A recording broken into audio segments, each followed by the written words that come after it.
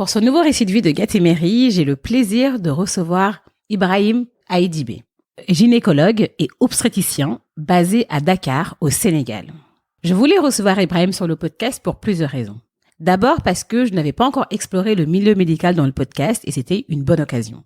Et ensuite parce que Ibrahim est très actif sur Instagram et je me suis dit, ce serait intéressant d'avoir un médecin qui puisse expliquer les choses de manière simple, sans jargon et donc compréhensible pour la majorité des personnes. Et sincèrement, je n'ai pas été déçue car Ibrahim nous partage plein d'informations et a su répondre à mes nombreuses questions autour de la maternité. Il nous partage son riche parcours dans un voyage entre le Liban, la Mauritanie, la France et le Sénégal.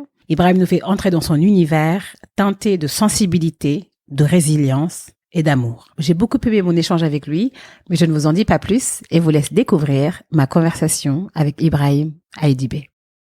Bonjour Ibrahim. Bonjour. Je vous remercie de m'accueillir dans vos bureaux à Dakar. On peut se tutoyer, ça va être plus simple. Super, ça va être plus simple. Merci. Je suis ravie vraiment d'être là, de pouvoir échanger, d'avoir un moment privilégié avec toi. Écoute, je te remercie. Tout le plaisir est pour moi. J'ai regardé un peu ce que tu faisais. Enfin, j'ai regardé. T'as écouté ? J'ai écouté.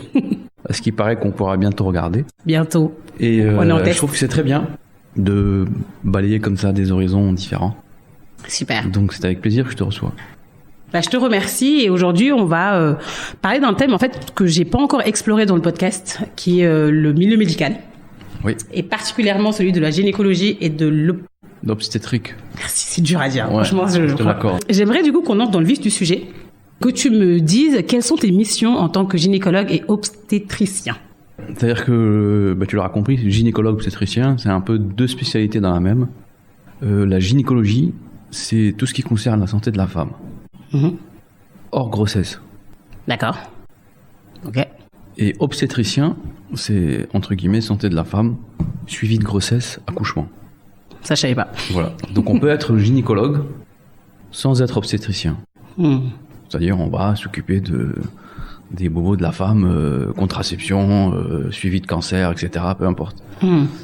Sans faire de l'obstétrique pure, c'est-à-dire suivi de grossesse, échographie, fétale, etc. Mais le contraire n'est pas possible. On peut pas être qu'obstétricien et pas gynécologue ? Non. Ok, oui, j'imagine. Oui. Okay. Mais il est tout à fait possible de faire une spécialité qui ne comprend que la gynécologie. On les appelle d'ailleurs les gynécomèdes, c'est-à-dire la gynécologie médicale. D'accord. C'est même des collègues qui n'opèrent pas. On peut être gynécologue et chirurgien, tout comme on peut être gynécologue sans être chirurgien. Voilà. Et moi, j'aimerais bien comprendre, juste que tu nous dises, que tu nous décrives une journée. Une journée d'Ibrahim, elle ressemble à quoi ? Une journée d'un gynécologue classique, ça ressemble à quoi ? Juste pour qu'on essaie d'entrer dans ton univers. Écoute, moi je me réveille très tôt déjà. Quelle heure ? Je suis en basket à 5h40. À peu près. Je vois. Ouais. Quelle que soit l'heure, pratiquement à laquelle je me couche. Ok. Donc je me réveille très tôt. Je commence généralement mes journées en faisant du sport. Parce que je me rends compte que faire du sport en fin de journée, c'est pas toujours évident pour moi. Parce qu'on ne sait jamais quand finit la journée. Et donc le matin au réveil, déjà être à jeun, c'est toujours mieux pour le sport.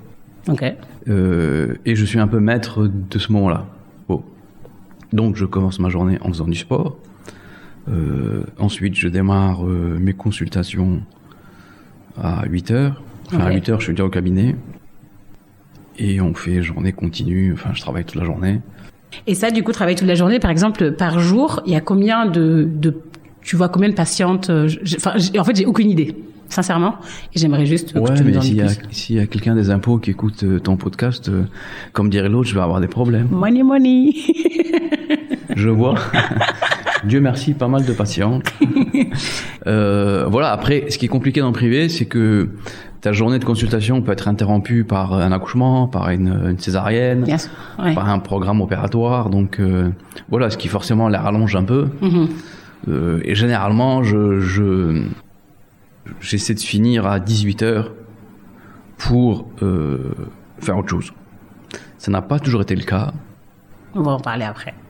Ça n'a pas toujours été le cas, mais depuis quelque temps, je me fixe ça. C'est devenu une règle. Ok. J'essaie de finir tôt pour partir tôt et faire autre chose, parce que ça me permet de sortir un peu d'une certaine routine qui n'est pas forcément très bonne pour le moral. Je comprends, on va en parler tout à l'heure, ça m'intéresse. Tu vois, dans la médecine, il y a plein de spécialisations. Le spectre est large. Ouais. Pourquoi tu as choisi la gynécologie? Alors, j'ai un oncle qui est gynécologue. Et je pense que très tôt, il m'a servi un peu de modèle. Ma mère, paix à son âme, a toujours rêvé d'être médecin. Sauf que, bon, elle est un peu, si tu veux, issue d'une époque où, voilà, dans ces milieux-là, on faisait plus couture que médecine, quoi. Voilà. Mais elle a toujours aimé ça, elle a toujours adoré ça. C'est marrant parce que quand j'ai décidé de faire médecine, elle m'a dit, j'ai toujours su qu'un de mes enfants ferait médecine. C'est vrai? Ouais. Bon, mon frère était à côté, c'est pour pas me dire, j'ai toujours su que tu ferais médecine. Parce que mon frère était pas trop dans les études. Et donc voilà. Donc c'est vrai qu'il y a eu ces deux facteurs. Mon oncle qui m'a servi de vrai modèle, parce que je voyais en lui quand même quelqu'un à qui tu as envie de ressembler, quoi. Et très tôt, je n'avais en fait en médecine que 2 choix. Moi, c'était ou de la gynéco, ou à la limite, dans les moments où j'hésitais un peu, c'était l'anesthésie et réanimation. Okay. Mais l'hésitation était de très courte durée. Et j'ai même fait médecine pour faire la gynéco. Ah oui, c'était vraiment très précis, quoi. Ouais. Straight to the point. Absolument. C'est-à-dire que si quelqu'un m'avait dit à un moment, fais un brevet technique de plombier et après tu te reconvertis en gynéco, j'aurais fait ça. Ok, mais, intéressant. Ouais, c'était exact, c'était un objectif. Hein. Et je me demande, enfin, en médecine, je m'y connais pas beaucoup parce que j'ai pas fait médecine et voilà. Est-ce que la spécialisation vient tôt? Parce que souvent on demande de nous spécialiser très vite et du coup on est bloqué dans une voie, ou est-ce que ça se fait de manière Non, du tout. Tu passes d'abord par un cursus général qui te permet d'être médecin généraliste. Donc ça, c'est 8 ans. Ouais, déjà. Thèse compris. Et ensuite, tu choisis des spécialités qui peut aussi aller de 4 à 5 ans. Donc tu commences sans la barbe et tu finis avec une barbe avec des cheveux blancs. Voilà. Et voilà. Par contre, pendant tout le cursus qui te conduit à la médecine générale, tu passes par plusieurs services. Et c'est vrai que parfois tu peux d'emblée soit te sentir vachement bien dans ce service-là, soit au contraire détester tout ce qui tourne autour de cette spécialité, comme ça a pu être le cas pour moi dans pratiquement toutes les spécialités. C'est vrai? Ah oui, il y en a beaucoup que j'ai détesté mes stages, moi. Ah oui? Pour beaucoup d'entre eux, ouais. À cause de quoi? Il y avait une raison particulière ou c'était juste... Je trouvais ça ennuyant. Je peux vous dire, quand vous faites un stage en dermato... Moi, je taquine beaucoup les dermatos, mais... Moi, c'est mes amis dermatos. C'est comme même... J'en ai beaucoup, en plus, de copains, mais... Voilà, je trouve ça d'un ennui... Et pourtant, on fait plein de choses en dermato, c'est très vivant. Mais bon, voilà. Mais qu'est-ce qui te fait vibrer dans la gynécologie? Parce que de loin, je me dirais dermato-gynéco, same, quoi. La gynéco, du coup, quand c'est la femme, c'est plus le côté chirurgical. C'est quand même plus épanouissant. D'accord. Après, en ce qui concerne la maternité proprement dit, c'est juste incroyable ce qui se passe. C'est-à-dire que je suis d'accord. Vous faites une échographie à 15 jours de retard, vous voyez un point, vous revenez 3 semaines après, c'est déjà autre chose. C'est du vivant, c'est constamment 2 êtres en permanence, c'est-à-dire que vous avez la santé de la mère et la santé de l'enfant, et puis donner vie, bon, c'est quand même magique. Et je vais te faire une confidence, et je pense que c'est la première fois que je le dis. Je suis honoré. Oui, mais je vais dire, j'ai toujours eu beaucoup de soucis avec un contact masculin. Ok. Parce que forcément, tu passes dans les services, tu fais de la cardio, tu fais de la dermato, tu fais de l'uro. Et c'est vrai que j'ai malheureusement, je dis malheureusement parce que voilà, je trouve que j'ai moins d'empathie quand c'est un homme qui vient de se plaindre. Je sais pas. C'est intéressant. J'ai l'impression vraiment que je le fais mal. Je sais pas d'où ça vient. Je vais pas faire de la psycho à 2 balles, mais je sais que je fais moins bien. Après, quand on consulte, nous les hommes, dans le cadre de ma spécialité, c'est différent, parce qu'on reçoit les coupes pour l'infertilité, donc c'est différent. Mais c'est vrai que écouter un homme se plaindre, mettre le stéthoscope, respirer, tousser, lui palper le ventre, je suis pas très à l'aise. Ouais, okay. Je suis vraiment pas très à l'aise. Et donc, c'est vrai que le passage dans les différents services, c'était pas terrible. Hein. Interesting. Donc, ouais, tout ça a fait un peu, voilà, je me suis retrouvé tout de suite orienté vers la santé de la femme. Après, comme je te disais, c'est vrai que c'est une spécialité qui est quand même extraordinaire. Et tu lis finalement un espèce de lien avec la femme et le couple d'une manière générale, parce que maintenant on les voit tous les deux souvent. Oui, c'est les deux, oui, j'imagine. C'est extrêmement fort, extrêmement fort. C'est-à-dire que moi j'ai des patientes qui sont devenues des amis. Des amis, j'allais même dire de la famille.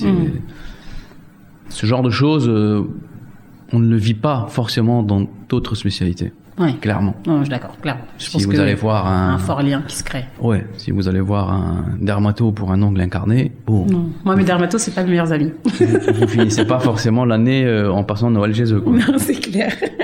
Je suis d'accord. Alors, j'ai quelques questions, moi, sur le corps médical. C'est plutôt sur la responsabilité. Parce qu'en tant que médecin, et tu en as parlé tout à l'heure, tu fais de la chirurgie. Donc, je pense qu'il y a des moments où il y a des décisions qui doivent se prendre rapidement sur le feu, quoi. Enfin, déjà, je me demande comment tu prends ces décisions, s'il y a une décision à prendre, et surtout si elles peuvent être irréversibles pour le patient. Je vois un peu ce que tu veux dire. Tu vois? Oui. C'est vraiment une question que je me pose. Je me dis, les médecins, waouh, comment ils font, quoi? Parce que c'est sous leur responsabilité. Et si ça se passe mal, on va dire que c'est de leur faute, et pourtant, eux, ils veulent faire du bien. Ouais, je comprends. Alors, dans l'idéal, il faudrait anticiper ces situations-là. D'accord. Je te donne un exemple. On programme d'opérer une patiente pour un kyste de l'ovaire, peu importe, je donne un exemple. Dans la discussion qui se fait, dans la préparation de la chirurgie, on peut expliquer déjà à cette patiente qu'il y a un risque, même s'il est minime ou infime, que finalement, on ne parvient pas forcément à retirer ce kyste et qu'on soit obligé de retirer tout l'ovaire. Par exemple, une question. Donc, au moment de la chirurgie, effectivement, ces discussions sont déjà... ces questions sont déjà balayées. Donc, dans l'idéal, éviter le geste surprise pour lequel la patiente n'était pas préparée. Après, devant une situation X, le médecin, d'une manière générale, est toujours protégé par la profession. C'est-à-dire, ok, qu'est-ce que vous êtes parti pour faire quoi? Finalement, pendant la chirurgie, vous avez eu quel problème?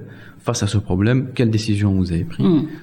Voilà, donc il y a pour toute procédure chez nous, en médecine de manière générale, des recommandations qui sont établies par la société médicale de manière générale, qui fait qu'à certains moments, on protège le praticien. Mais, encore une fois, dans l'idéal, il faut d'emblée parcourir ou balayer toutes ces questions avant. Avant, ouais. Et ça, on le rencontre beaucoup en obstétrique, du coup. Faut savoir que parfois, vous êtes amené à faire des césariennes en urgence. Oui, c'est ça. Ouais. Il y a des patientes qui saignent. On se rend compte que le saignement ne s'arrête pas. On est obligé parfois de retirer l'utérus. La patiente qui ne dort pas toujours à ce moment-là, on peut lui poser la question, mais ce n'est certainement pas une décision libre, éclairée, claire. La panique. Elle vous dira oui, je veux juste sortir de ce bloc. Habituellement, il y a toujours quelqu'un qui s'arrange pour informer la famille, en l'occurrence le conjoint, s'il est présent. Mais c'est vrai que dans la pratique, on est plus confronté à ce genre de problème en obstétrique, plus qu'en gynéco.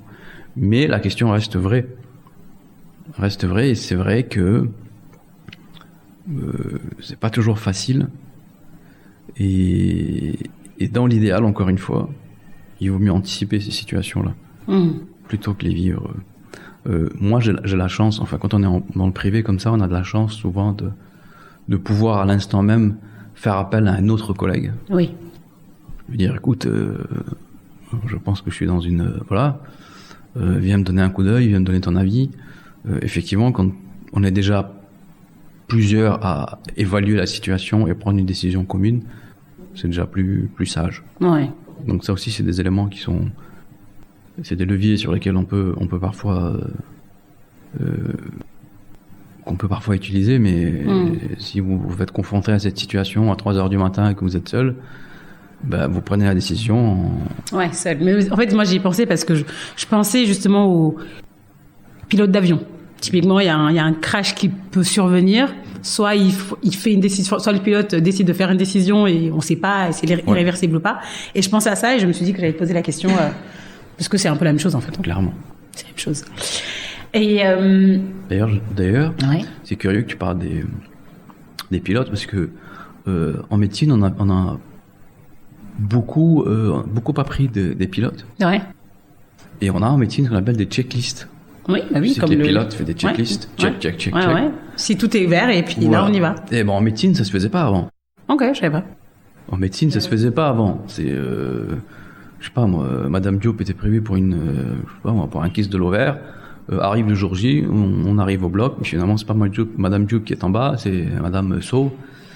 Et donc avant ça se faisait pas. Et t'as dû voir sûrement un moment où des gens qui se faisaient amputer, mais pas du bon pied ou pas la bonne jambe, ou c'était pas le bon patient. Ça a toujours existé ça dans le passé. Ouais. L'horreur. Et donc on s'est beaucoup basé sur le checklist de l'aviation. Et là, toute procédure, on déroule la checklist. Et vous la déroulez vous ou vous la présentez aussi aux patients? Toutes les équipes ont un rôle à jouer dans cette checklist. Par exemple, je te vois, disons que tu dois subir une intervention, je m'assure que c'est bien toi, date de naissance, etc. Est-ce que tu sais ce qu'on va te faire? Oui. Je t'envoie, supposons, au bloc opératoire. Le responsable du bloc te reçoit.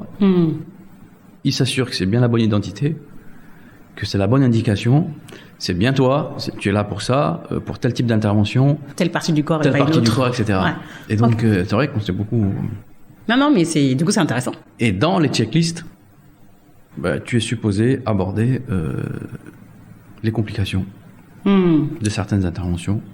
Madame est prévue pour une césarienne. Bon, écoutez, la césarienne, dans 99% des cas, ça se passe super bien, mais bon, on peut être confronté à un problème, et si on a ce problème, voilà les différentes hypothèses. Le chirurgien peut être amené à faire tel ou tel geste.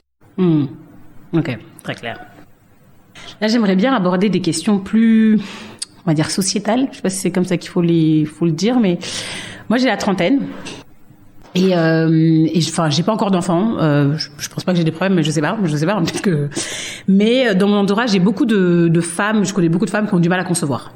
Et ma question, c'était, est-ce que il y a une explication scientifique par rapport à notre génération? Et j'ai l'impression que c'était pas le cas il y a quelques années.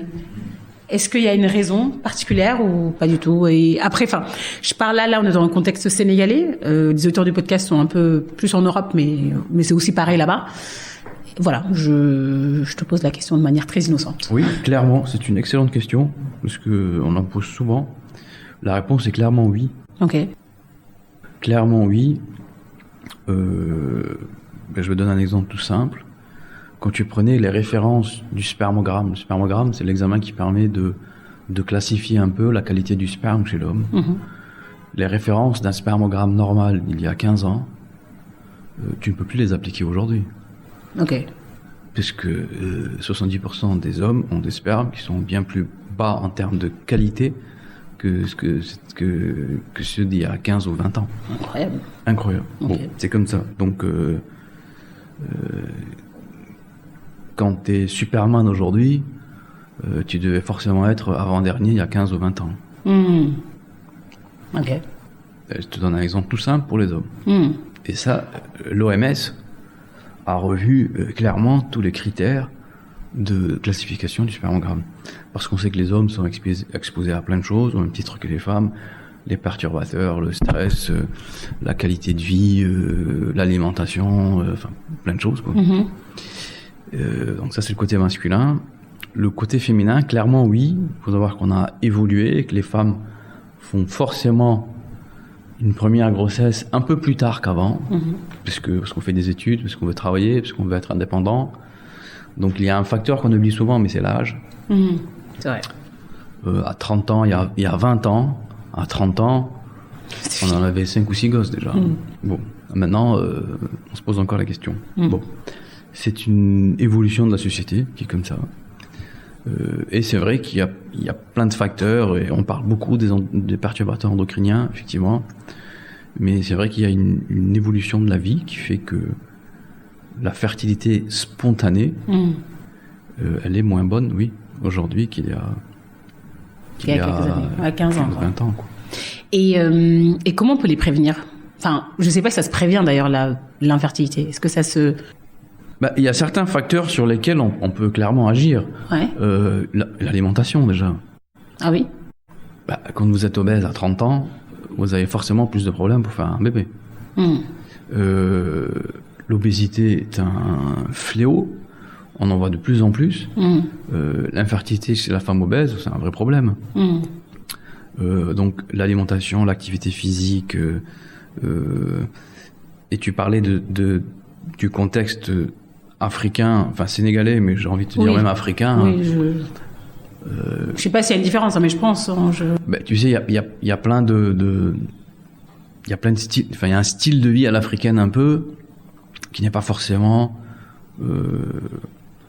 très conforme avec un bien-être physique et mental déjà.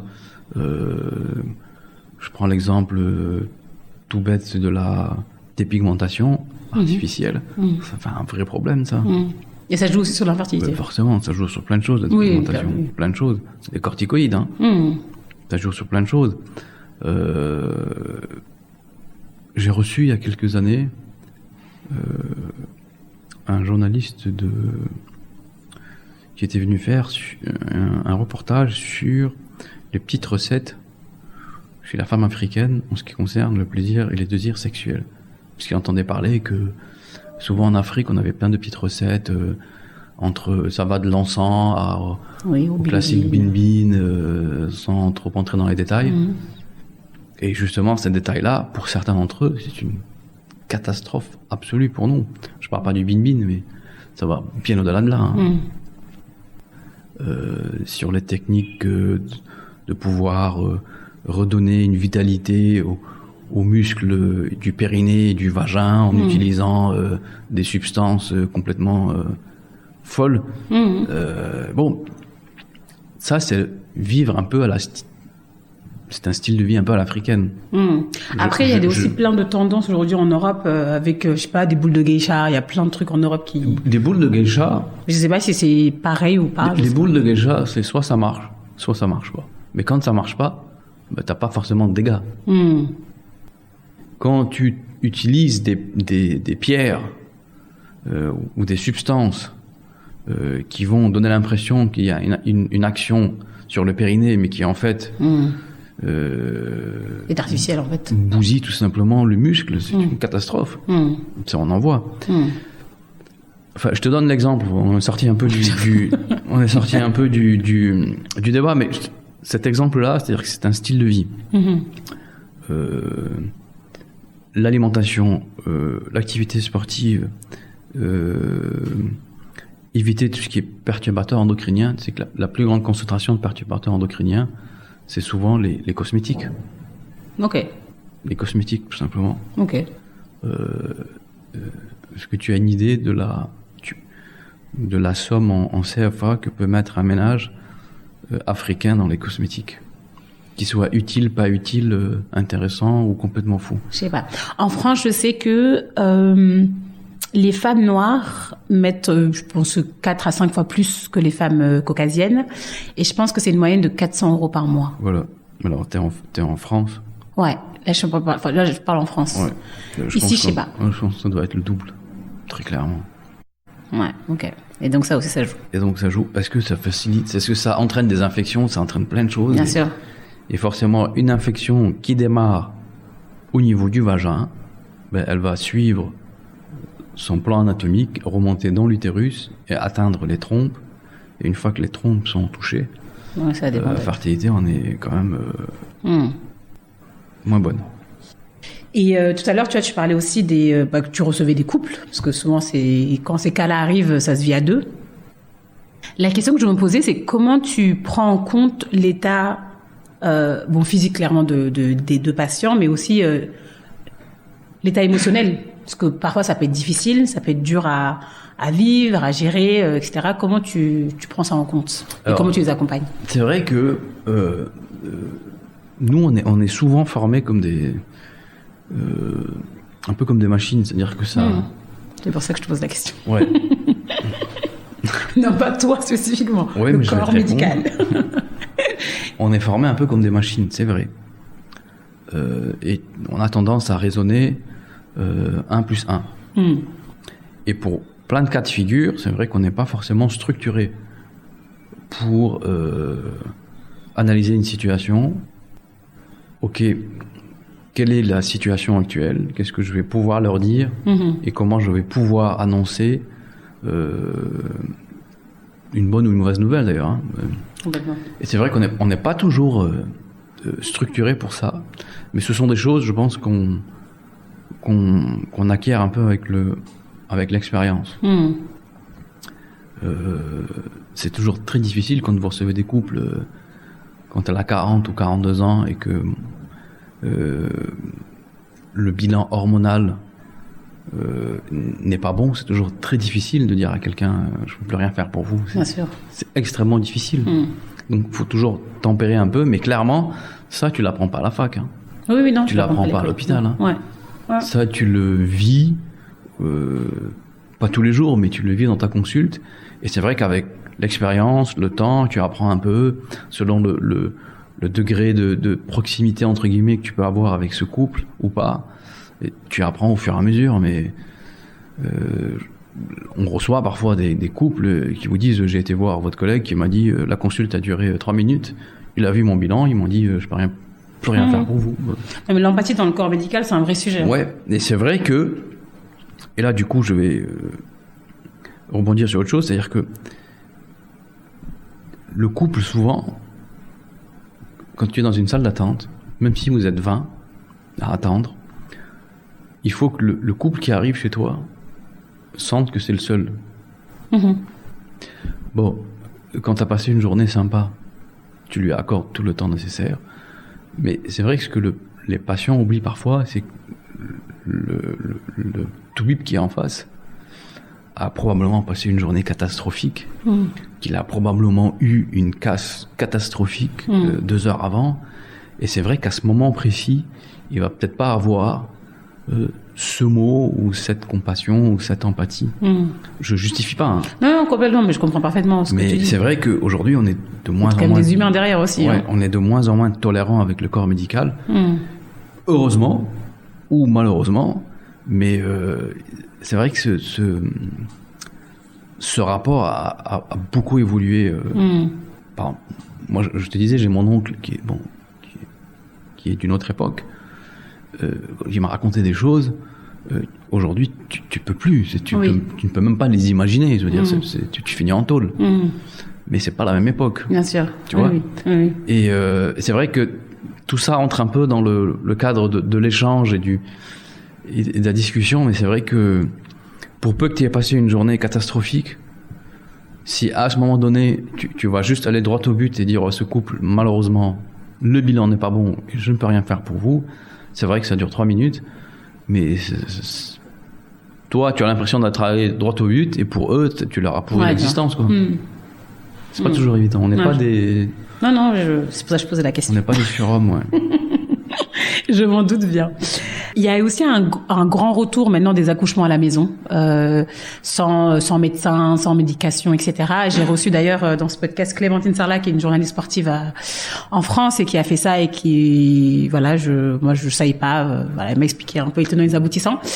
Et je me demandais, toi, ton avis en tant que gynécologue, est-ce que tu penses que c'est une bonne chose ou il y a des précautions à avoir ou tu as des précautions à donner par rapport à ça?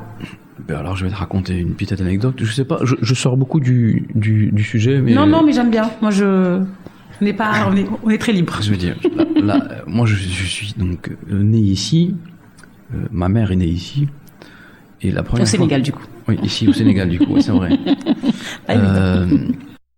La première fois que je suis parti au Liban, parce que je suis d'origine libanaise, j'étais dans mon village, mon père qui va avoir 81 ans, Machallah, j'étais médecin, et j'allais me lancer en gynéco. Et je discutais avec ma grand-mère, paix à son âme.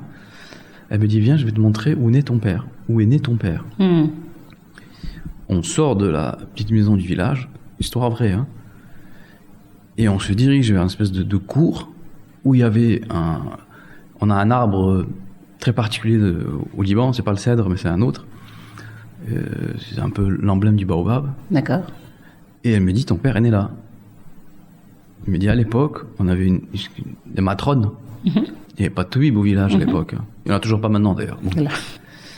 Elle me dit, la matrone nous installait ici. On attachait une corde à l'arbre. On se mettait à 4 pattes.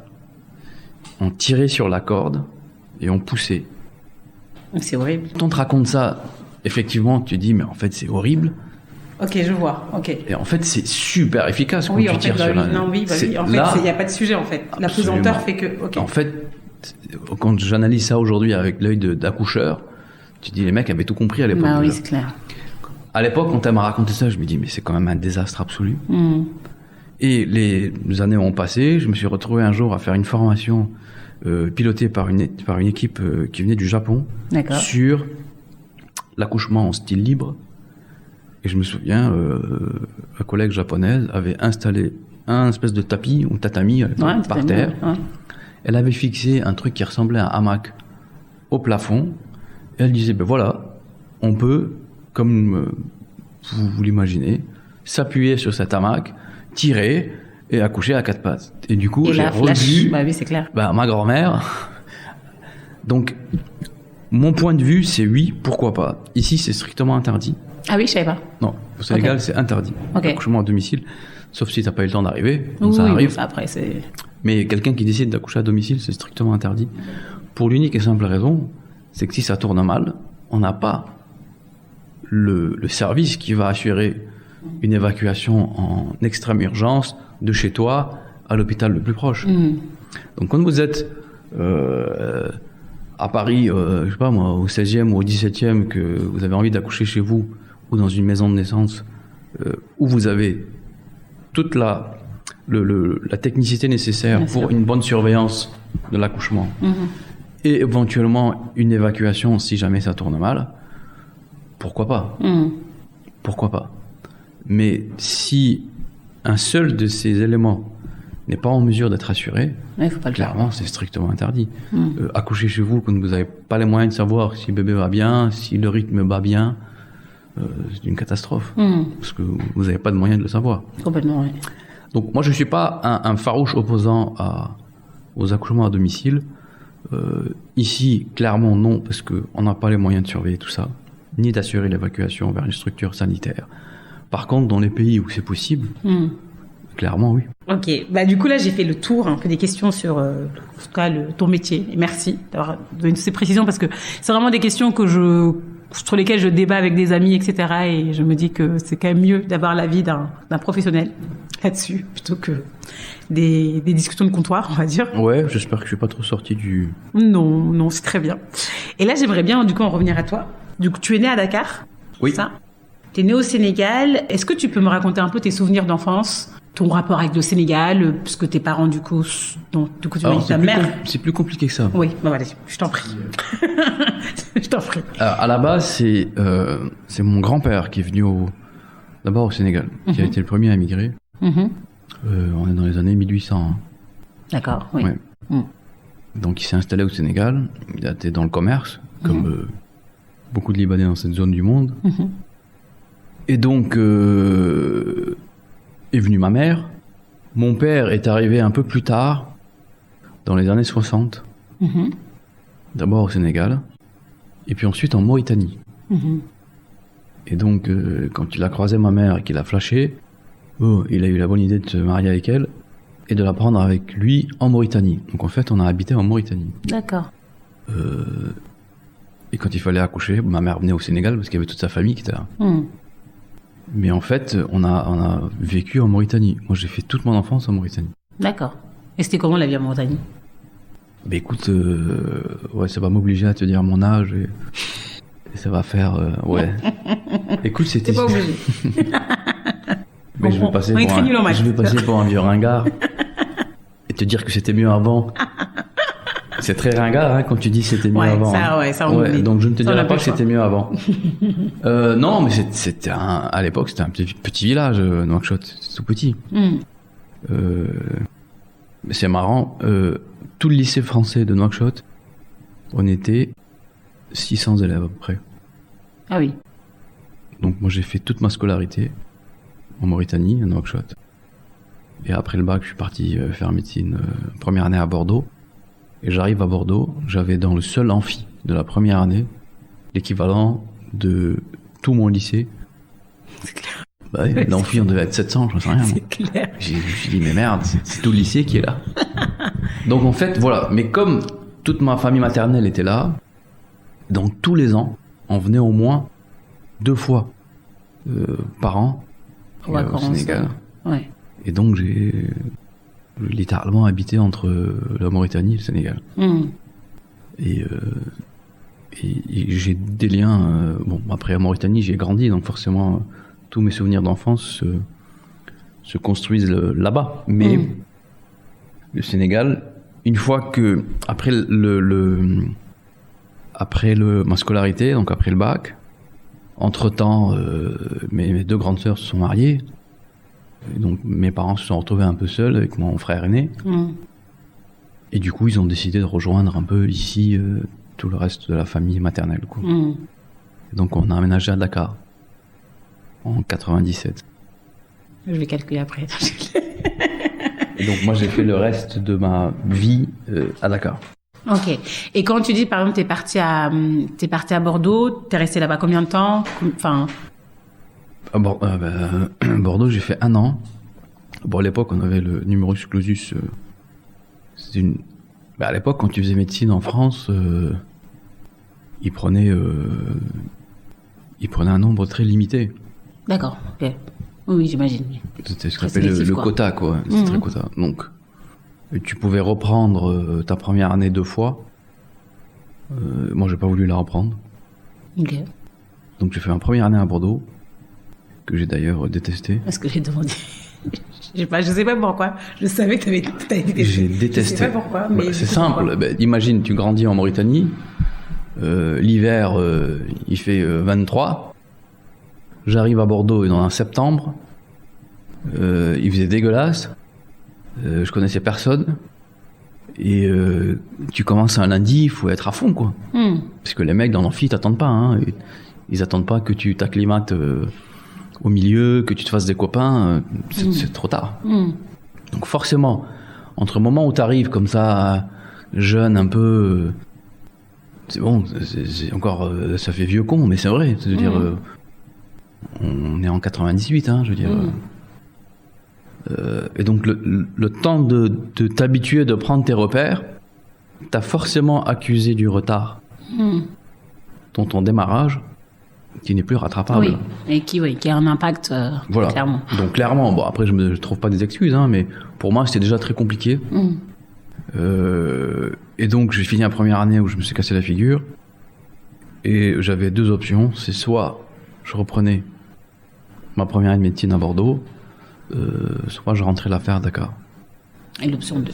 Donc la décision s'est prise en 2 minutes. Et comment ça se passe à Dakar, tu vois, parce qu'aujourd'hui, moi je suis persuadée, enfin je connais plein, en tout cas il y a plein de médecins qui ont fait les bancs à Dakar et qui sont d'excellents médecins. Et c'est pas forcément l'image, en tout cas que les gens ont de l'extérieur en disant faire ses études en Afrique, ça va pas aller. Toi, comment c'était Alors encore une fois, le cursus que j'ai eu n'est plus le même aujourd'hui, oui. Parce qu'il y a eu une réforme des universités, donc le système LMD, donc c'est plus la même chose. La différence, je crois, fondamentale entre faire des études en Afrique et ailleurs, c'est qu'ailleurs, quand je parle du Nord, on t'impose une rigueur scientifique que tu n'as pas forcément ici. Si tu décides de faire sans. Oui, c'est qu'en fait, tu peux la chercher seule, cette rigueur. C'est ça, oui. Là-bas, on te l'impose. Oui. Et ici, il faut la chercher. Ici, il faut la chercher. Tu peux avoir de très bons profs, tu peux avoir d'excellents formateurs, mais il te manquera toujours un truc. C'est ce petit truc d'ailleurs qui fait la différence entre toi et les autres. Hein. C'est toujours comme ça. C'est et dans la mesure où elle ne t'est pas imposée cette rigueur scientifique. Si tu fais 100, bah, à un moment ou à un autre, ça se voit. Bien sûr. Ouais. Et toi, ça, du coup, comment tu le comblais? Tu le comblais avec ton oncle? Beaucoup, ouais. Oui, c'était comme un mentor, en fait. Beaucoup, ouais. Mais tu peux pas considérer que moi j'ai la chance, c'était mon oncle, mais tu aurais pu la trouver ailleurs. Hein, bien sûr. tu vois ce que je veux dire? Oui, mais il faut la chercher encore une fois. Bien sûr. Tu vas avoir plein de toubibs qui vont te dire mon mentor c'était mon prof de je sais pas moi de biologie ou mon prof de je sais pas moi mon peu importe. Oui, même le voisin de palier qui était médecin. Exactement. Mais c'est vrai qu'il y a ce plus là qu'il faut que tu te l'imposes. Sinon il te manque un truc clairement. Mais écoute, moi j'ai un cursus purement africain sénégalais. Je vais te dire mieux. Après la thèse, quand j'ai décidé de faire gynéco, du coup j'en discutais un peu avec mon oncle et il me dit écoute, si tu veux faire gynéco, tu trouveras pas une meilleure formation qu'ici quoi. Et c'est vrai que quand tu te retrouves dans un hôpital Roi Baudouin à Guédiawaye, un mois d'août ou d'octobre où tu as 30 accouchements par 24 heures, ça tu regroupes 4 CHU en France pour avoir le chiffre quoi, je veux dire. En termes d'expérience. C'est incomparable. Incomparable. Non, mais enfin, l'autre fois, j'ai écouté, je sais plus dans quel podcast, en tout cas, c'était un médecin qui était parti 1 mois en Indonésie en humanitaire. Bon, voilà. On en pense qu'on veut. Et qui, c'était 1 mois là, on marquait sa vie, mais comme jamais, quoi. Et je me dis, oui, mais du coup, ceux qui sont dans ça tout le temps, clairement. C'est un autre sujet, quoi. Clairement. Après, peut-être que si j'avais d'autres orientations pour la spécialité, peut-être que je l'aurais pas fait ici, peut-être, je sais pas. Mais encore une fois, c'était il y a quelques années. Les choses ont changé, heureusement. Mais pour mon choix, je savais pertinemment que je pouvais avoir ici une excellente formation, à condition de combler ce qui n'est pas disponible. C'est-à-dire que quand tu vas dans un stage, dans un hôpital public, tu es parfaitement consciente qu'il y a des choses que tu ne peux pas avoir. Parce que c'est public, parce que c'est les hôpitaux, parce que les budgets ne sont pas suffisants, parce que, voilà, si c'est une formation complémentaire que tu ne peux pas avoir ici, il faut que tu la cherches ailleurs. Bien sûr. Donc, voilà. Qu'est-ce qui est le plus difficile dans ton métier? Qu'est-ce qui est le plus dur pour toi? Déjà, physiquement, c'est très dur. Ouais, parce que tu es debout toute la journée. Physiquement, c'est très dur, parce que quand tu es dans le privé, nous, dans le privé, les patientes que tu suis, tu les accouches.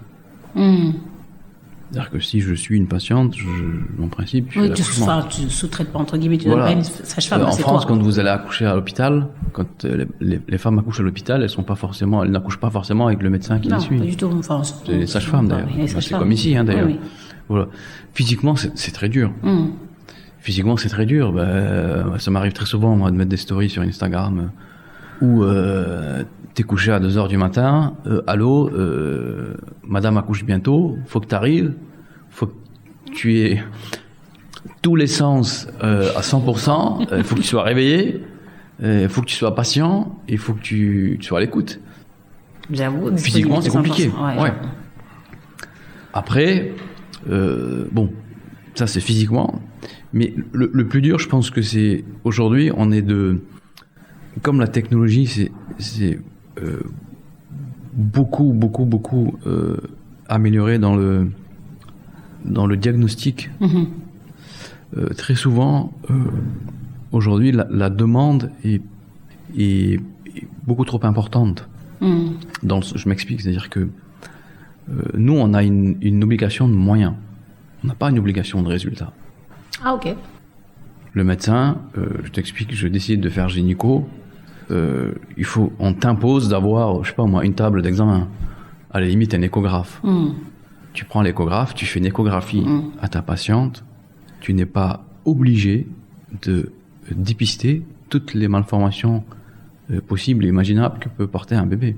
Je comprends. Et aujourd'hui, dans l'évolution de la société, très souvent, on confond obligation de moyens, obligation de résultats. Et on est de plus en plus exposé aujourd'hui à une espèce de tribunal... de l'agora, oui. Exactement. Qui va juger la pratique de tel ou tel médecin parce qu'il n'a pas vu ça, ou parce qu'il s'est pas rendu compte qu'eux, ou parce qu'il est passé à côté d'eux. Mais oui, c'est possible. On est tous exposés à faire des erreurs, forcément. Et quand je dis erreur, on se comprend. Bien sûr.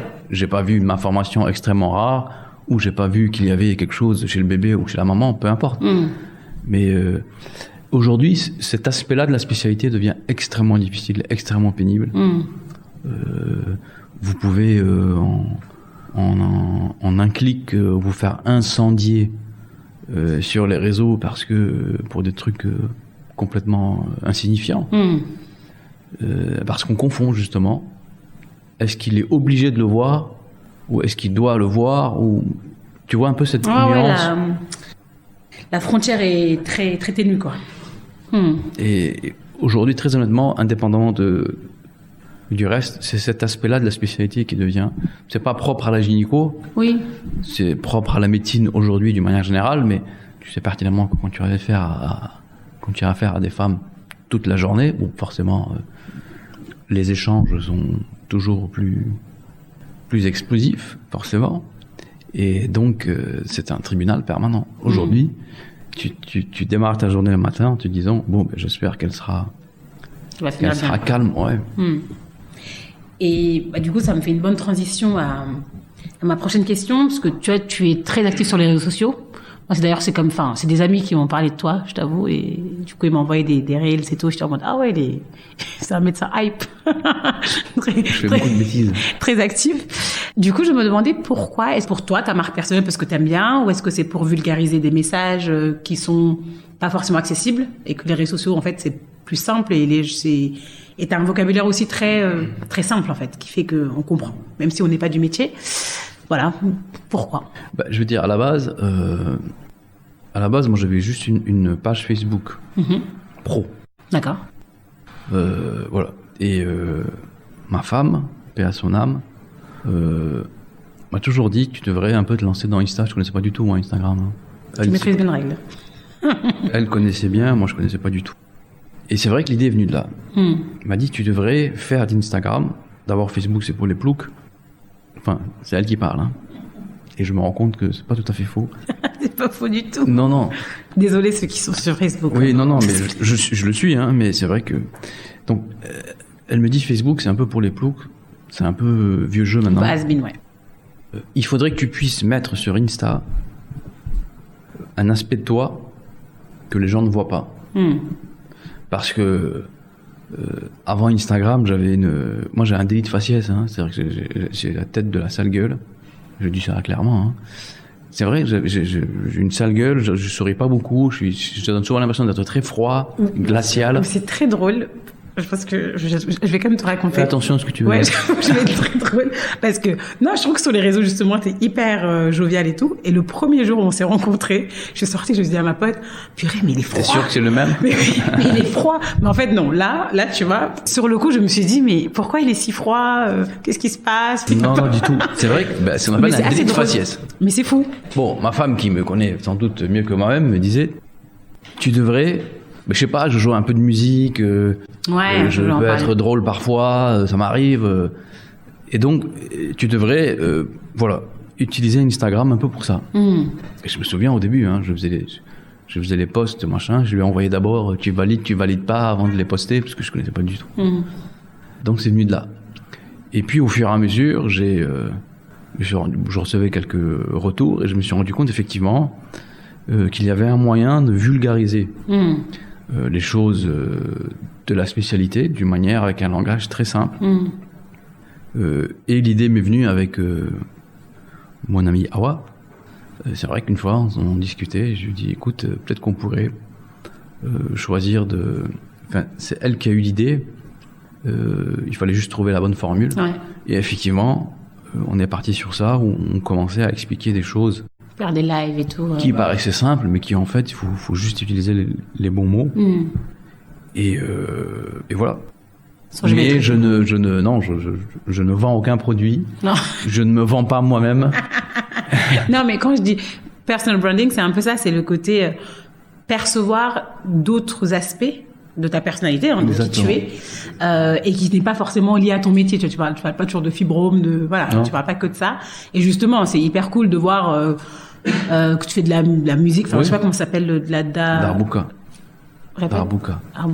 Je connaissais pas. Et c'est un instrument vraiment oriental. Et t'en joues depuis longtemps? Ouais, depuis que je suis gamin. Parce que j'avais un oncle qui en jouait. Les oncles. Hein. Ouais, c'est ça.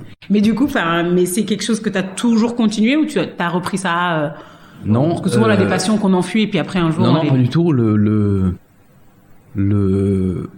Quand j'étais gamin, donc je voyais mon oncle jouer. Et donc, quand il posait, je prenais, je sais taper un peu dessus. Et j'ai acheté ma première Darbuka en 1991. C'était mon premier voyage au Liban. Mmh. Et celle que tu vois sur Instagram, ouais. C'est celle-là. Trop bien. Celle-là, je l'ai depuis 1991. Dingue. C'est la première que j'ai achetée. Dingue. En tout cas, moi, je trouve ça très beau. Hein, ouais. Et donc, j'en ai toujours eu chez moi. Très bien. Voilà. Et il y a une notion dont je parle souvent dans ce podcast, c'est celle de sweet spot. Dans l'endroit où on se sent bien à sa place. En quoi tu te sens à ta place aujourd'hui avec ce que tu fais? Est-ce que tu te sens à ta place? Tu parles en termes personnels ou dans la société ou dans la profession? Comme tu l'entends.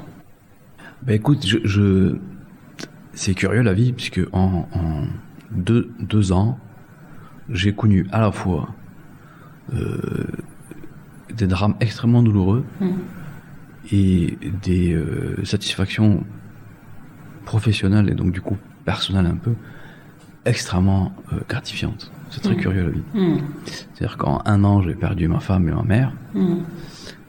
Et sur le plan professionnel, sur cette pratiquement même période, très modestement, j'ai atteint un point. J'ai eu la chance d'être élu président de la société sénégalaise de gynéco-obstétrique. Habituellement, quand tu prends ce poste, t'as la retraite. Hein. Ouais, c'est ça. C'est en fin de... Pas loin de la retraite. Hein. J'ai eu la chance de faire un mandat à la Macron. Voilà, donc en termes de projet professionnel, quand tu arrives là, c'est extraordinaire. Hein. Bon, après, je remercie mes collègues parce que c'est quand même eux qui votent pour moi. Mais en termes de ma place au sein de la profession, je suis, je pense, à un degré de satisfaction, Dieu merci, extrême. Après, sur le plan personnel, c'est un peu plus compliqué. Parce que quand tu donnes trop ici, tu as forcément des manques de l'autre côté. Et je pense que oui, qu'il me manque encore un creux ou un vide sur le plan personnel. Donc je ne suis pas encore probablement à ma place. Je ne sais pas si j'ai répondu à ta question. Non, tu as répondu à la question. Et c'est une bonne transition du coup pour l'autre notion qui est la traversée du désert. Il y a le sweet spot et... Tu utilises plusieurs fois une bonne transition. Il faut juste rappeler que je ne sais absolument pas. Oui, je sais. Ah oui, pour le coup, c'est un pur hasard. Absolument. Oui, c'est un pur hasard. Absolument pas. Ça veut dire que l'interview se passe bien. Voilà, je ne sais absolument pas ce que tu as préparé comme question. L'interview se passe bien. Donc la traversée du désert, j'ai pris l'analogie avec l'alchimiste de Paulo Coelho. Santiago et sa traversée, quoi. Et ce sont justement ces moments de questionnement, de doute, etc. Je sais que tu as parlé justement de la disparition de ta femme sur les réseaux sociaux et voilà, c'est des choses de la vie. Et je pense que les auteurs du podcast aussi, il y en a qui traversent des périodes de deuil. Qu'est-ce que tu as changé? Et en introduction, tu me disais justement, tu avais cet équilibre-là. Je sais pas qui vient de cette période-là ou pas. Est-ce que c'est lié? Comment tu le vis et comment, enfin, si tu veux en parler. Oui, bien sûr. Si tu veux en parler, aucun souci. Oui, je peux t'en parler parce que Je vais peut-être juste remonter un peu dans le temps. Quand je suis rentré de Bordeaux, donc je devais m'inscrire à la faculté de médecine de Dakar. Et figure-toi que la première année, j'ai pas été inscrit. D'accord. T'avais une année sabbatique?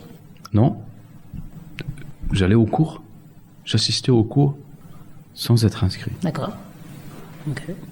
Alors je ne sais pas pourquoi je n'ai pas été inscrit, parce que j'avais la nationalité qu'il fallait. Enfin, j'étais pas soumis à un quota, hein, parce que Oui. et j'avais le dossier qu'il fallait. Mais bon, bref. Et donc j'ai fait mon premier semestre en assistant au cours sans être inscrit. Donc, arrivent donc les examens du premier semestre. Bon, moi je rentrais chez moi puisque je pouvais pas les passer de toute façon. Et je finissais le reste de l'année accroché accroché à mon oncle, à regarder un peu ce qu'il faisait, ce qu'il opérait, etc. Mais c'était déjà très dur parce que je sortais d'un échec à Bordeaux.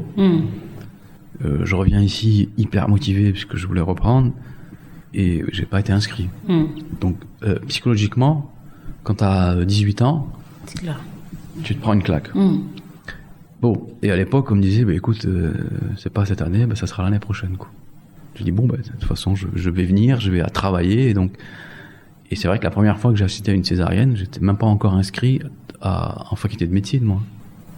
L'expérience avant l'heure. J'ai commencé à venir ici dans cette structure, j'ai fait brancardier, quoi. J'ai vraiment commencé tout bas. Bon, après, j'étais gamin, donc. Arrive donc l'année qui suit, donc je redépose le même dossier, forcément, et il rebelote. Ouais. Et c'est quoi le motif? Je sais pas. Je ne sais pas, je saurais pas te dire. Même tant d'années après, je sais pas. Et donc, j'ai fait pareil. J'ai assisté au cours. Arrivent les premières partielles. T'es pas inscrit, tu passes pas d'examen. Et donc, j'ai arrêté. Et je revenais ici. À ce moment de ma vie, ma mère a eu très peur pour moi, parce qu'elle s'est dit, il va craquer psychologiquement.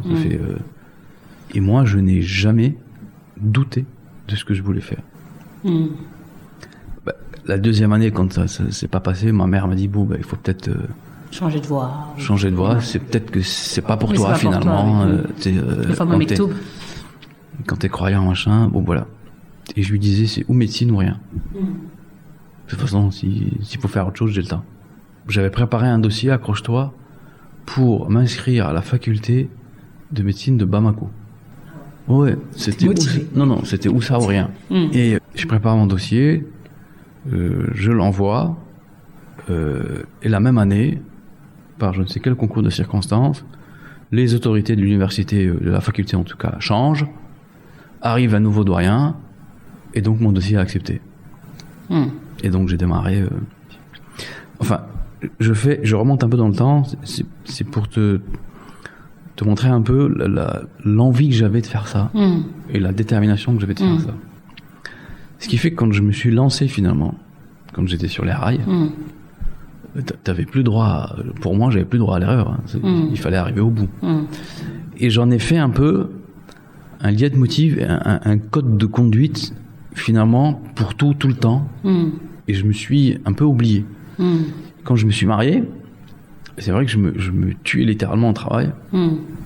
Parce que j'avais des responsabilités, parce que j'ai une femme, j'ai une maison, voilà quoi. Et ma femme me disait toujours, il faut t'accorder du temps. Et que finalement, la journée, ça sera jamais plus que 24 heures de toute façon. Il faut que tu décroches à un moment, il faut que tu t'accordes du temps. Et c'est vrai que je faisais pas ça. Je faisais pas ça parce que elle aussi passait par une phase un peu difficile et donc je ne pouvais pas me permettre moi de faire autre chose même s'il le fallait, hein, même si elle me le disait tout le temps. Et donc je n'ai pas su faire ça pendant tout le temps où j'étais avec elle. Et quand je me suis retrouvé seul, où là du coup j'avais le temps de me tuer au travail puisque de toute façon il fallait combler la solitude, et j'avais constamment comme ça une espèce de flash où je l'entendais me dire stop. Et ces stops là, c'est par exemple 18h où je vais aller courir, c'est où je vais aller faire, je sais pas moi, quelques entraînements à la salle, où je vais faire autre chose. Et je me l'impose maintenant. Et je prends conscience de l'importance que c'est dans une journée. Chose que je ne faisais pas avant, mais c'est clairement grâce à elle, quoi. Et c'est vrai que c'est un équilibre que j'essaie de trouver maintenant, où je m'accorde un peu plus de temps pour moi-même, même si il ne s'agit que de sport, hein. Je suis pas encore passé à la phase hammam, soin main-pied, etc. Ça va venir. Ça va venir. Moi, je te dis ça va venir. Je l'espère. Parce que c'est assez stylé quand même. Je l'espère. Merci beaucoup d'avoir partagé tout ça.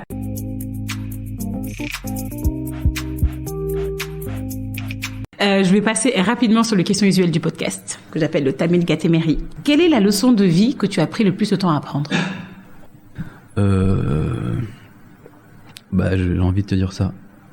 Ça prends du temps pour toi. Ça fait très bateau, hein. C'est très... Non, hein. C'est-à-dire que on a l'impression, oui, voilà, tout le monde se dit ça, mais c'est vrai que moi, je l'entendais, ça. Je l'ai toujours entendu, ça. Il faut prendre le temps, il faut prendre le temps. Bon, moi, quand je l'entendais avant, je me disais, en fait, toi, t'as juste trop de temps. Ça veut dire quoi, prendre du temps? Mais c'est vrai que quand tu passes par des épreuves pareilles, tu te rends compte que, oui, effectivement, c'est très vrai. Et j'ai mis du temps. Après, je fais partie un peu de... Je pense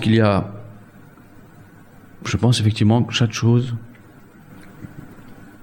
si tu ne la vis pas aujourd'hui, c'est que c'était peut-être pas le moment. C'est un peu le maktoub, c'est pas le maktoub, peu importe, mais... Maktoub, le destin.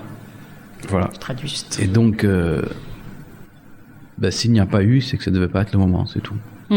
Après, à condition d'y mettre la volonté, la détermination qu'il faut. Oui, l'intention. Absolument. Oui. Mais là, quand je réfléchis un peu à ce temps-là que je me suis pas donné, et je me dis, mais c'est vrai que tu ne te l'es pas donné, mais tu avais d'autres responsabilités, et tu ne pouvais pas faire autrement, de toute manière. Je veux dire.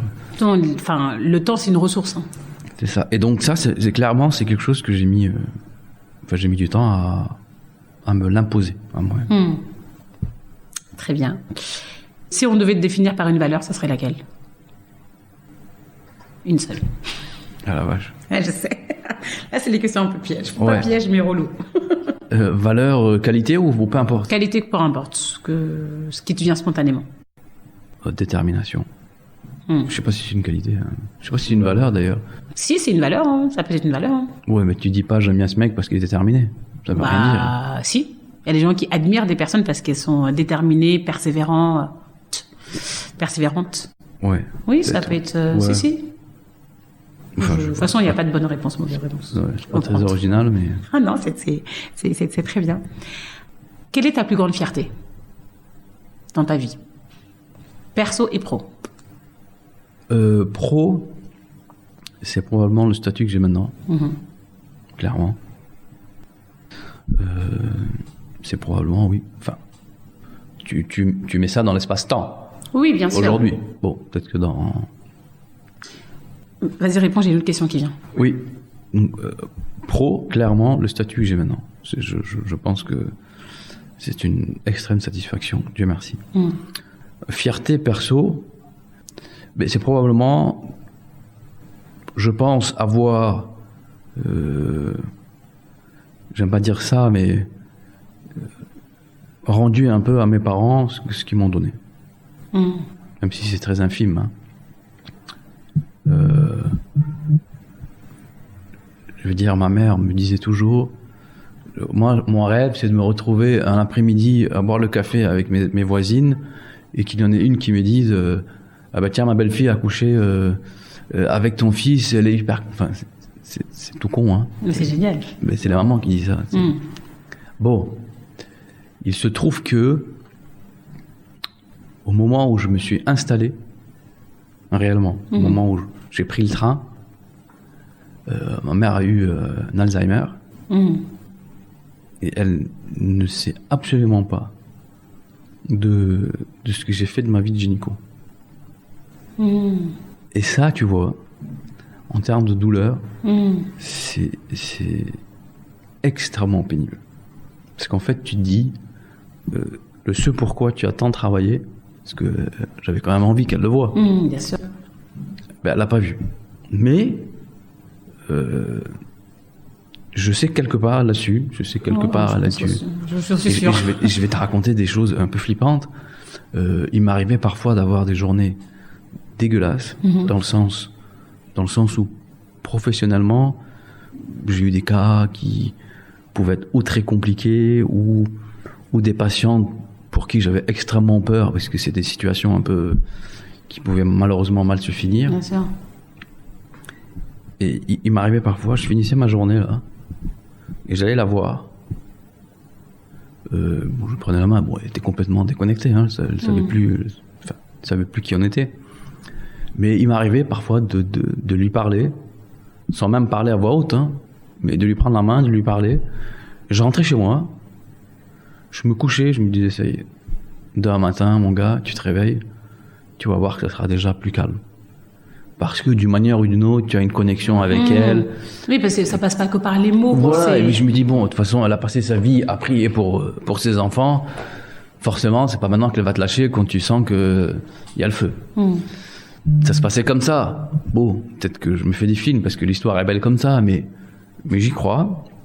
Et j'y crois, et je continue d'y croire. Et c'est vrai que... Donc, je n'ai probablement pas tout pu montrer à ma mère, même si elle a dû forcément le sentir d'une manière ou d'une autre. Mais j'ai la chance d'avoir encore mon père et le reste de ma famille, mon frère et mes 2 sœurs. Et je pense, oui, avoir rendu un peu ce que je devais leur donner, même si ce n'est jamais assez, jamais. Complètement. Qu'est-ce que la réussite pour toi? C'est un peu la question phare du podcast. Qu'est-ce qui fera que tu diras que tu as une vie réussie? Quand j'étais plus jeune, ça va faire encore plus ringard, je pensais que la réussite était professionnelle. Et puis au fur et à mesure du temps, j'ai des amis qui se marient, qui font des enfants. Et je me dis, mais finalement, elle est quoi? Elle est sociale. C'est quoi? C'est se retrouver avec des amis qui ont des enfants, à des déjeuners d'anniversaire. Enfin, tu vois un peu c'est pas cliché, mais je me dis, c'est quoi? Elle est où la réussite? Et finalement, tu ne peux pas tout avoir dans cette vie. Il faut accepter la réussite là où tu peux l'avoir, là où tu peux la prendre. Pour le moment, je ne la vois que professionnelle. Pas forcément. Même si dans ma vie personnelle, j'espère avoir été à la hauteur de ce que doit être un homme. Mais bon, la vie, après, on a décidé autrement, en tout cas, pour ce qui est de cette histoire-là, de cette partie de ma vie. Mais aujourd'hui, ouais, je te la décrirais comme professionnelle. Mais ce n'est pas la bonne réponse. C'est la bonne réponse aujourd'hui, elle sera peut-être... Oui, parce que t'es en cheminement. Elle sera peut-être différente on refera à ton prochain passage. Voilà, on fera un nouveau podcast. Quoi de neuf? C'est ça. What's new in town? C'est ça. Je sais que tu lis beaucoup. Oui. Et moi, j'adore tes petits poèmes d'ailleurs que tu fais sur ton Insta. Il faut manger des chocolats. Non, je ne les puise pas tous dans les chocolats, mais de bonne partie, c'est ça? C'est ça. Je demande souvent à mes invités s'ils ont un livre à recommander. Un livre qui les a bouleversés ou pas, hein, qui les a juste marqués. Bouleversés, c'est un peu gros peut-être. Mais un livre que tu recommanderais aux auditeurs et à moi-même. C'est marrant parce que je me suis toujours posé la question. C'est vrai? Oui. De ton livre préféré? Oui. J'ai pas de réponse. Oui. J'ai pas de réponse parce que c'est marrant parce que j'ai une belle bibliothèque chez moi et il m'arrive parfois de regarder ou de revoir un peu ce que je lisais. Et c'est vrai que tu peux lire un bouquin un instant, je sais pas moi, un 4 janvier, le trouver formidable et revenir 6 mois après le trouver dégueulasse. Mais ou des livres où justement t'apprends. Ouais. Après, c'est ça. C'est vrai que comme ça, spontanément, il y en a plein, et puis à la fois non, mais je préfère ne pas donner. Mais t'es plus roman, t'es plus... Ah bah non, figure-toi, comme je suis un torturé... Non, même pas. Comme je suis un torturé, j'avais beaucoup de soucis avec les romans. Et je me disais, bon, s'il faut lire, autant lire utile. Bon. Et ça, c'était le casse-tête à chaque fois avec Soraya. Je me dis, mais t'en as pas marre de réfléchir, tu peux pas juste lire un truc, ils se sont croisés dans l'ascenseur, voilà quoi. Ils ont fini avec beaucoup d'enfants. Voilà, et c'est vrai que j'avais un peu de mal avec ça. Et donc maintenant, j'arrive quand même à passer de Michel Onfray à des choses plus light, et je me rends compte que finalement c'est mieux. Mais je lis pas mal de bandes dessinées. Ok. Donc ça j'aime bien, j'adore. Et là, je pense être à 60-40.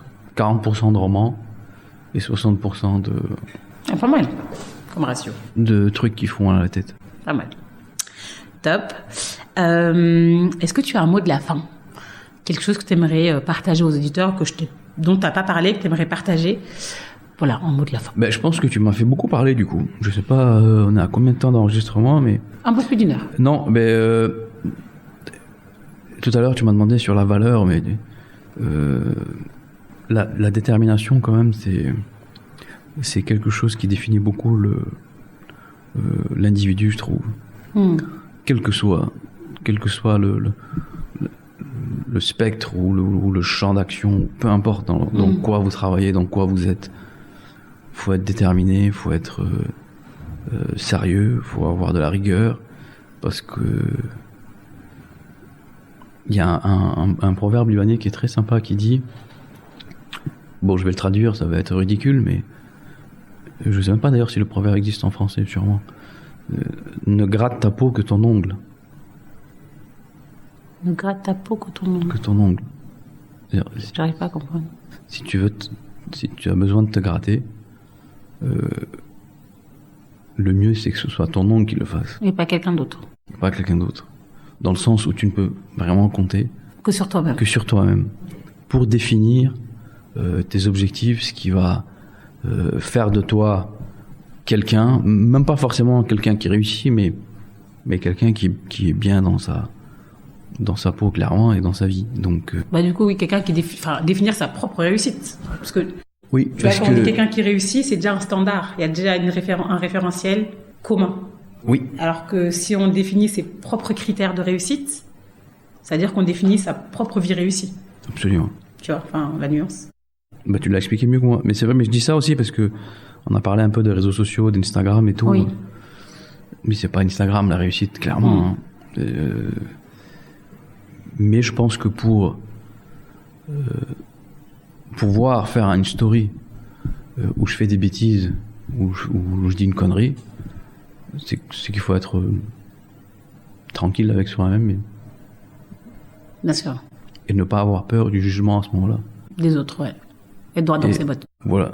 Si tu n'as pas peur du jugement des autres, c'est que tu sais ce que tu vaux, et ce que tu vaux, il n'y a que toi qui le détermine. Aujourd'hui, c'est très difficile, parce que c'est une société qui est hyper exposée à tout, et donc tu t'exposes au jugement de tout le monde. C'est très difficile de devoir s'imposer et imposer une personnalité. Mais clairement, je suis ce que je veux être. Après, si ça colle pour les autres, tant mieux. Très bien, je trouve ça très beau. Ouais, j'aurais peut-être dû zapper le proverbe sur l'ongle. Non, moi je trouve ça... C'était pas ma plus belle référence, mais je t'ai prévenu, quand tu traduis ce genre de proverbe, c'est dégueulasse. Mais c'est toujours compliqué de traduire les proverbes. Ouais. En Wolof, c'est pareil. Quand tu veux traduire, ça marche pas, et t'es là... C'est vrai. Et si les auditeurs veulent te suivre ou te joindre, je pense Instagram. Oui. Et oui, puis, puisque Facebook, c'est pour les vieux. Ouais. Faut pas que je me... Bon, les auditeurs... Oui. Instagram. Moi, je mettrai ta page Instagram. T'as un site internet aussi. Oui. Je crois que t'as pas LinkedIn. Je t'ai cherché. Je t'ai pas trouvé. Non, j'ai pas LinkedIn. C'est déjà très compliqué comme ça, entre mon mail standard, le site internet, Facebook, Instagram, ça va, sinon je pense qu'on est bon. Je mettrai toutes les références. Encore merci. C'est moi. C'était très cool. J'ai appris beaucoup de choses. Et merci d'avoir été généreux et transparent. Ben écoute, je te remercie déjà pour l'intérêt que tu as eu pour cet entretien. Je préfère cette conversation. Entretien, c'est très sérieux. C'est vrai. Mais j'étais parti à la base pour une conversation, et finalement, entretien, et puis finalement, ça s'est terminé en conversation. Ce qui est quand même l'idéal, je crois, pour le concept de ce que tu fais. Et je vais te faire une confidence. J'écoute quelques podcasts, mais j'en écoute moins que d'autres. Et quand tu m'as envoyé l'invitation, je lui ai dit, bon, ouais, encore un entretien, là, machin. Je te dis clairement, hein, je suis très honnête. Hein. Moi, je prends, je sais pas si c'est Du coup, j'ai fait un truc à la Qui veut gagner des millions. J'ai fait deux appels à deux amis qui sont hyper branchés podcast. Il dit, bon, tu peux regarder s'il te plaît un peu, tu me dis ce que t'en penses. Et à l'autre, j'ai dit, tu peux écouter un peu s'il te plaît, tu me dis ce que t'en penses. Parce que moi j'ai été, mais bon, j'ai pas forcément toutes les références en termes de podcast. Bon, j'ai eu deux avis hyper favorables. Je me dis, bon, je vais la voir d'abord, on va en discuter. Et bah, tu vois, hein, voilà. Et on s'est vu, j'ai été antipathique, mais ça s'est arrangé après. Ça s'est arrangé après. Voilà. C'est ça. Voilà, en tout cas, je te remercie. C'était très agréable d'échanger. Merci. Généralement, quand je vais dans tous les sens et quand je parle beaucoup, c'est que je me sens bien. Et moi, j'accueille. Très bien, mais c'est parfait. J'accueille. Merci. Merci à toi.